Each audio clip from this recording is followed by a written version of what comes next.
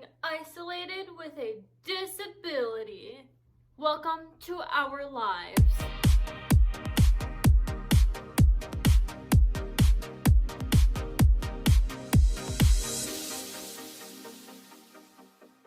Hello and welcome back to my channel. This is Nicole with a serious, important discussion today. So, the entire world is isolated right now and it's tough for all of us, but I would like to talk about how it is tough but also normal for people with disabilities like myself. First thing I would like to talk about is jobs. Many blind people are discriminated against in the workforce because employers see us as people with disabilities and they can't look past that.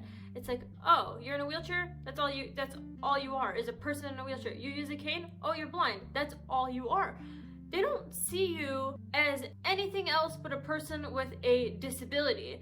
And then they automatically don't hire you, which first off is illegal, but they still find ways to do it anyways, and it's not fair. And where I'm going with this is that a lot of people right now are at home, unemployed, or working remotely, and they're struggling. And a lot of people are not okay right now. And I just want to say that I hope this experience is eye-opening to those of you who are unemployed and who are trying to find work but can't, and you're struggling. This is what a normal disabled person's life is like. We have to work so much harder to get a job, so work so much harder to prove ourselves at school, to get good grades so that we have something to show for, to show that we are able to do the same things as everyone else. But people don't see that because all they see is our disability, and it's not fair. And right now, in a way, all of us are disabled. All of us are restricted to being at our houses, and we have to find a way to survive. We need to find a way to make money. If we don't have income, how are we going to pay our bills? How are we going to feed ourselves? How are we going to buy clothes? How are we going to buy toilet paper? You're not without money. And this is what it's like for a disabled person at all times, because yes, we do get SSI and it's not a lot of money. It's less than $1,200 for a lot of people, and it's just like, it's driving me nuts that people are complaining that they're only getting $1,200 when here are people with disabilities who can't even get a freaking job because employers discriminate against them. And then it's hard for the government to be nice and be like, hey, here's some money to help you survive, because what they give us is not enough to pay for rent and utilities and food and to help buy whatever else you need, like shampoo and toothpaste and all of that stuff. And people are complaining about $1,200. I get it, you're struggling, this is scary, but in a way, this is new for people with disabilities. It's new for us. I mean, it's not new for people with disabilities. We are used to struggling like this, and it sucks. And I hope that after this goes away that changes, because it's not fair. So something else too that I want to touch on with being isolated as a person with a disability is going out and being able to basically live your life and do whatever you want to do. We are very restricted as people with disabilities. Like, as a blind person, I can't just get into my car and go drive wherever I want. Like, I can't go to the movies. I can't go visit my friends. I can't go out to eat whenever I feel like it, unless I want to spend a shit ton of money on Uber or Lyft.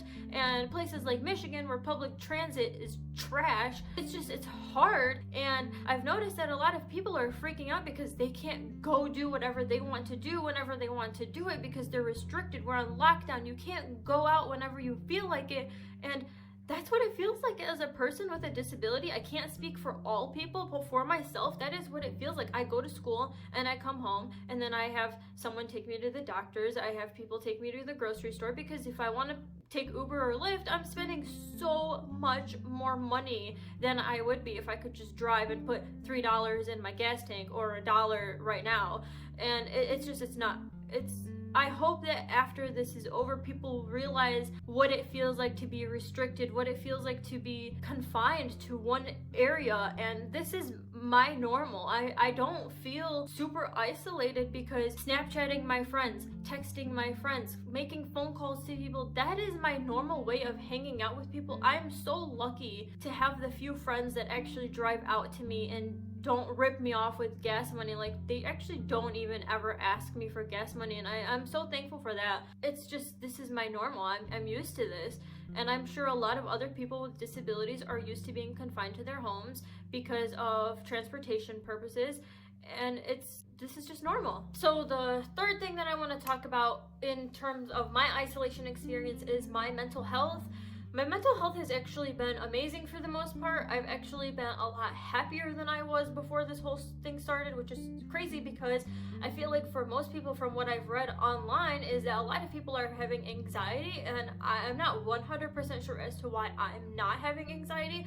I think it's because I'm more intact with my emotions. I'm letting myself feel all of my emotions. I'm engaging in my emotions. I'm pretty much going in depth with I'm like, all right, I feel this way. Why do I feel this way? What's causing me to feel this way? How can I make this feeling go away if it's a bad feeling? How can I keep this feeling if it's a good feeling? And I've been reading self-help books, self-improvement books, and I've always been that person that reads self-improvement books because I love them.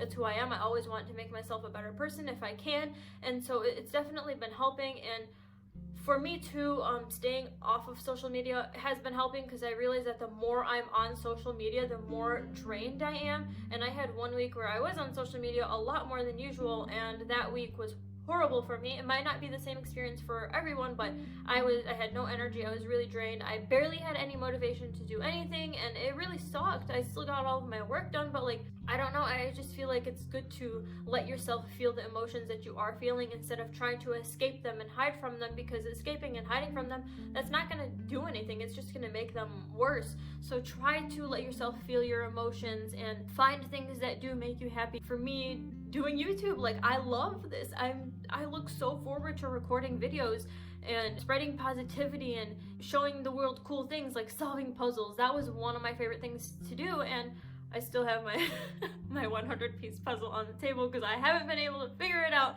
but it's fine because it gives me something to do. And then I'm doing embroidering, and I just love it, spending time with family. My family watches movies every night now together, and there's good things if you make good things out of it, and it's good to look at the positives. Always look at the negatives, but don't focus too much on the negatives. See how you can improve the negatives. That's just my advice.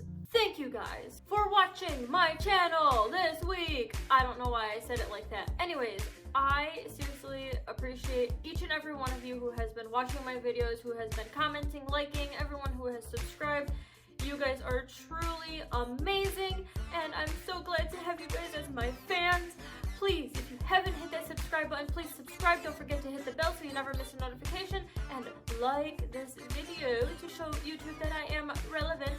I will catch you guys on Saturday with my next Braille lesson, and next Tuesday with who knows whatever video I decide to come up with. I love you guys.